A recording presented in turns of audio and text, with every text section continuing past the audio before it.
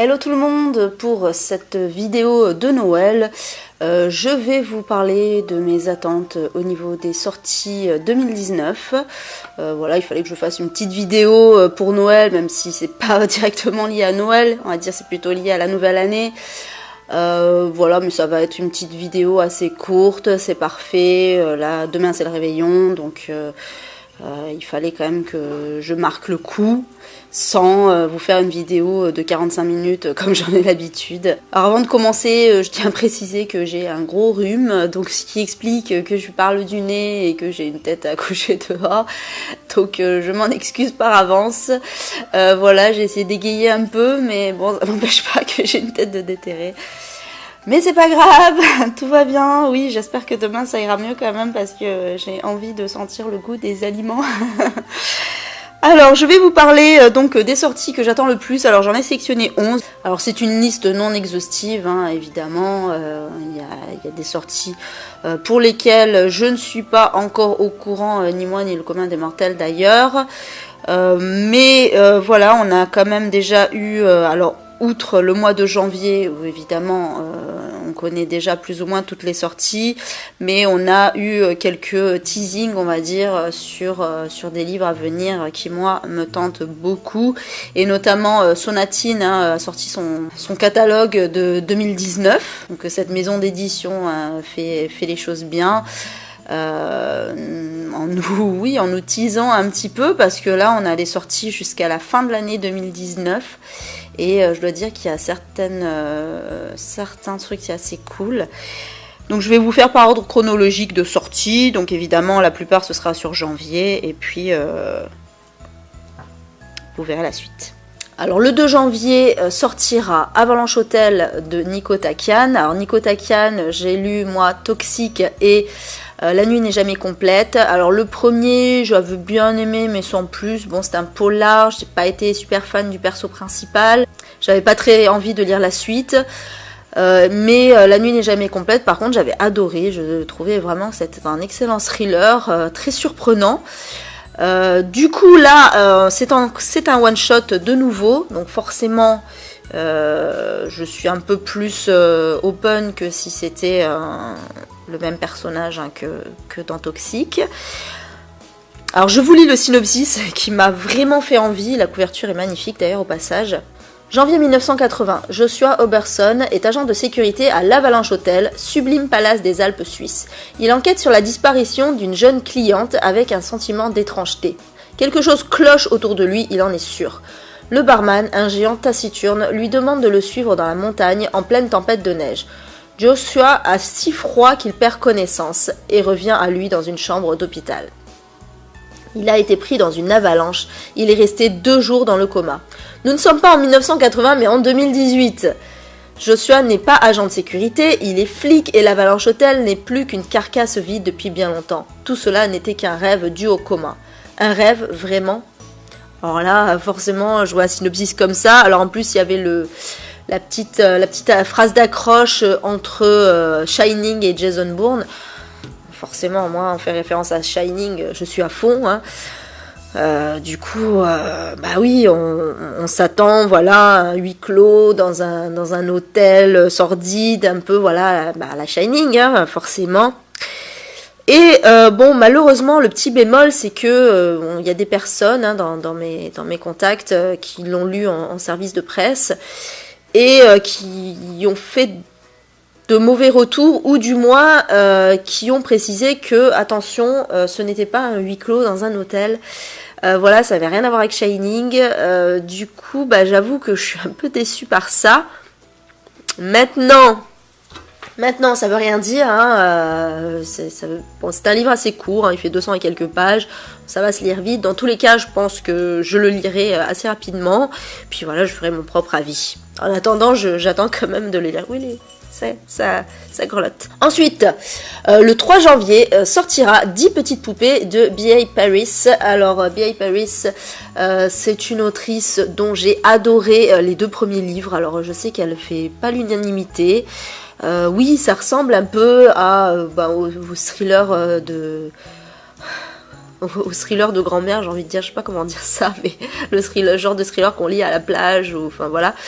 Mais non, mais moi j'ai trouvé que c'était vachement bien ficelé, qu'il y avait il y avait beaucoup de tension, de suspense, c'est très bien foutu. C'est pas too much, voilà, c'est pas rocambolesque comme certains thrillers. Non, franchement, moi j'ai vraiment adoré, quoi. Je me suis régalée pendant la lecture des 2 romans, Derrière les portes et Défaillance. Du coup, bah forcément, j'ai vraiment hâte de lire le 3e. J'espère qu'il sera dans la lignée des 2 autres. Je vous lis le synopsis. La disparition. Layla a disparu il y a 12 ans, en pleine nuit, alors qu'elle rentrait de vacances en France avec son petit ami Finn. On ne l'a jamais revue depuis. Les soupçons. Lorsque les policiers l'ont interrogée, Finn leur a raconté la vérité sur cette nuit-là, mais pas toute la vérité. Pas un mot, par exemple, sur la dispute violente qui les a opposés juste avant la disparition de Layla. La peur. Finn a refait sa vie, avec la sœur de Layla, jusqu'au jour où le passé ressurgit. Quelqu'un croit apercevoir Layla. Et pourquoi les petites poupées russes de son enfance font-elles soudain leur apparition ? Voilà, donc c'est très mystérieux, voilà, il y a une histoire de disparition, de réapparition. Alors c'est un thème plus ou moins classique, mais bon, on va voir ce que B.A. Paris va en faire. J'ai très hâte. Le 10 janvier, alors là c'est une autrice que je ne connais pas, sortira L'Erreur de Suzy Fox, qui est une autrice australienne. En fait là c'est vraiment le synopsis qui m'a vraiment donné envie, voilà, puisque je ne connais pas l'autrice. Sacha a toujours voulu un bébé. Sa grossesse se déroule à merveille jusqu'au jour où elle se retrouve à l'hôpital pour subir une césarienne d'urgence. À son réveil, elle demande à voir son enfant. Alors qu'elle s'attend à vivre un moment magique, Sacha plonge dans un cauchemar bien réel. Le nourrisson qu'on lui amène n'est pas le sien. La jeune mère n'a aucun doute, même si personne ne la croit. Ni les infirmières qui évitent ses questions, ni son mari qui essaye de la convaincre, ni sa meilleure amie appelée au secours. Pour tous, Sacha souffre d'un stress lié aux circonstances de la naissance, mais ce serait oublier combien l'instinct d'une mère est profondément ancré en elle, en dépit des apparences. Si le bébé devant elle n'est pas le sien, où est passé son enfant et qui a pu faire cette erreur ? Bon, moi je crois pas trop à l'instinct maternel, tout ça. Bon, pour moi c'est encore un truc un peu sexiste, mais bon, bref, c'est pas le débat. Le fait est que franchement c'est pas la première fois qu'on trouve dans un roman une histoire de bébé changé ou voilà de bébé qui n'est pas le bon, etc. Là, je suis assez curieuse de voir comment ça va se goupiller. J'espère juste que ça sera pas complètement tiré par les cheveux. En tout cas, voilà, ça me hype bien. Et puis une autrice australienne, ça change un peu, donc on verra bien. Le 16 janvier sortira Rue du Dragon Couché de Chi Wei-chan. Alors là, bon, c'est pas tant le synopsis, là pour le coup, c'est plutôt le fait que ce soit un thriller chinois. J'ai adoré La rivière de l'oubli de Tsai Jun. Je sais bien que tous les thrillers chinois ne sont pas pareils, ça serait un peu raciste de dire ça. C'est juste que j'aime bien voilà l'ambiance qui a autour de ça. J'aime bien découvrir cette culture. Du coup, oui, forcément, je suis contente que les thrillers chinois fassent pas leur apparition, mais on dirait que voilà, il en sort de plus en plus. Parce qu'on connaissait bien les thrillers japonais par exemple, ou coréens, mais beaucoup moins les chinois, donc c'est bien, ça fait un peu une ouverture, ça fait découvrir une nouvelle culture. Du coup, je vous lis quand même le synopsis, mais vous allez voir que c'est quand même assez original. Que faire à Taipei quand on adore le roman policier, la philosophie et le kung-fu, sinon s'installer rue du Dragon Couché, au cœur du quartier des pompes funèbres et y devenir détective privé. C'est ainsi que Wu Cheng, dramaturge raté qui en veut à tout le monde après que son couple s'est désagrégé, décide de tout envoyer valser. Il quitte son poste à l'université, déménage et devient détective privé par amour des intrigues.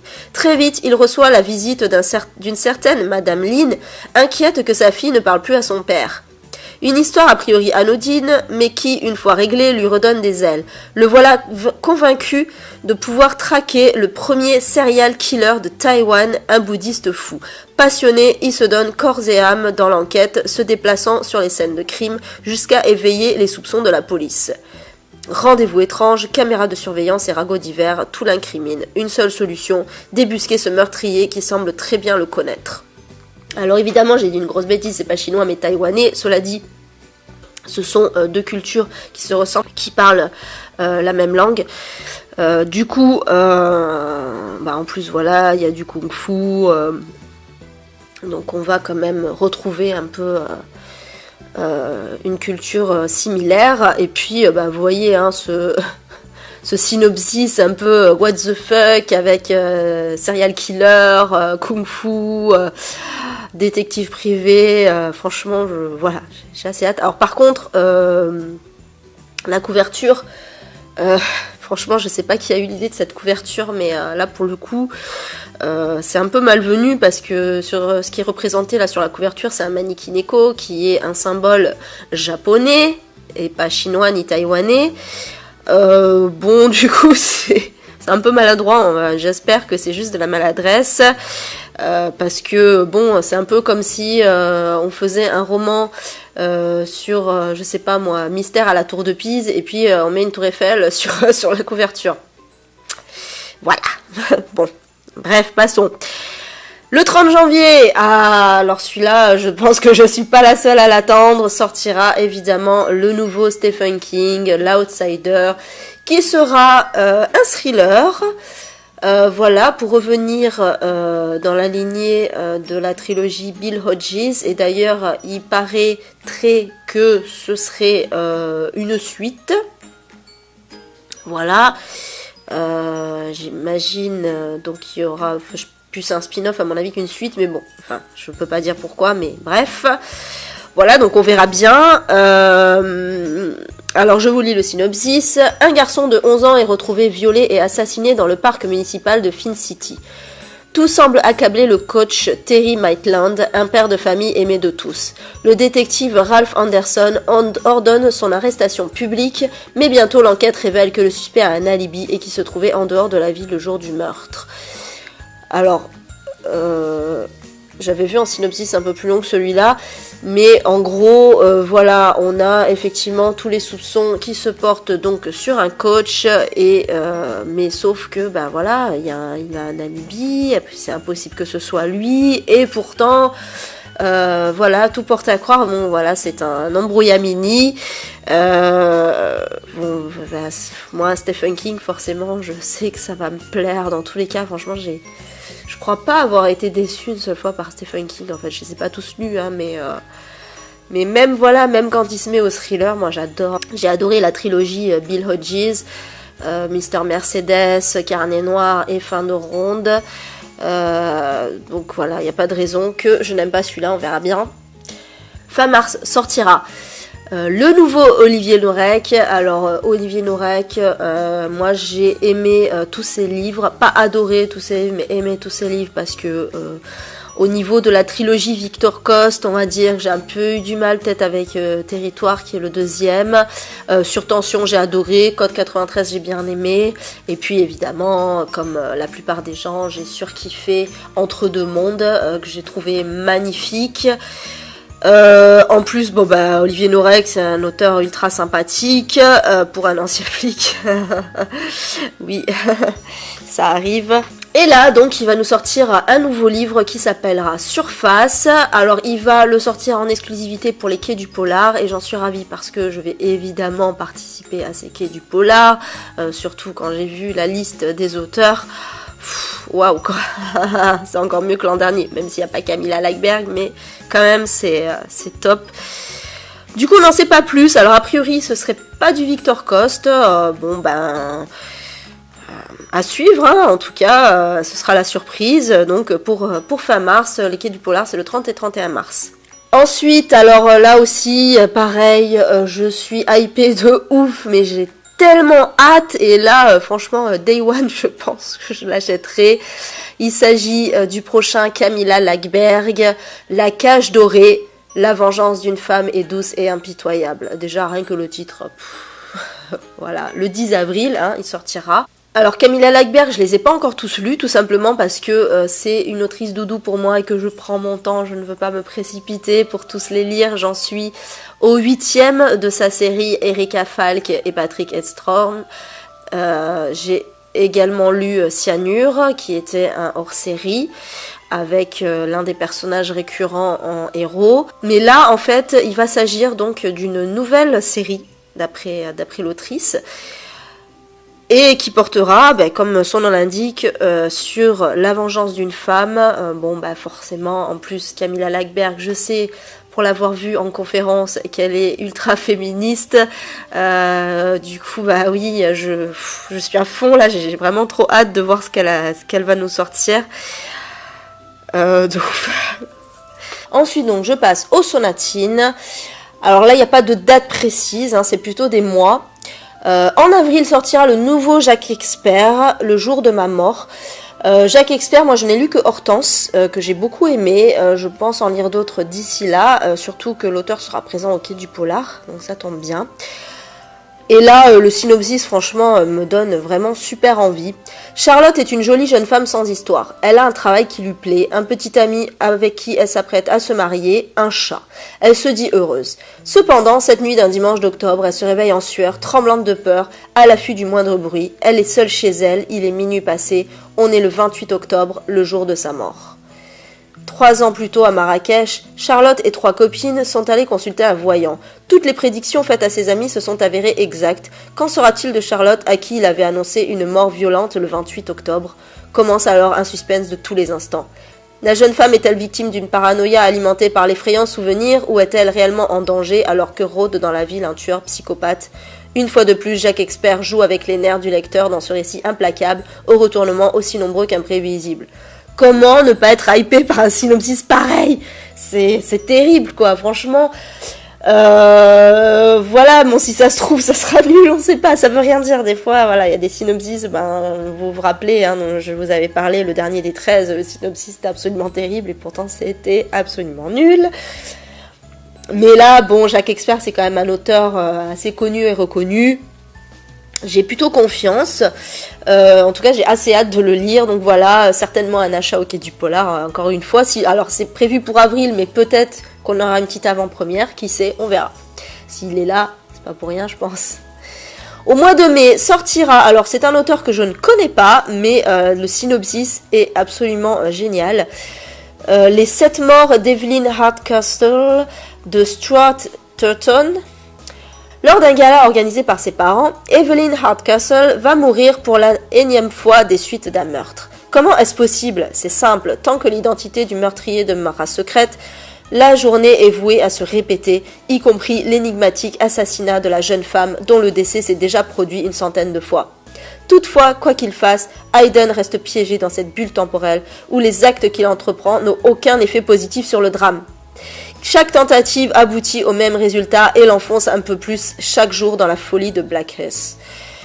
Mais Hayden doit vite résoudre ce meurtre s'il ne veut pas revivre cette journée indéfiniment. En effet, une seule personne est autorisée à quitter Blackhurst et 2 autres adversaires se battent déjà pour regagner leur liberté. Alors là, voilà, on est dans une boucle temporelle infinie à la façon du jour sans fin. Le jour de la marmotte. Alors c'est un thème qui a été maintes fois repris dans des films, des séries.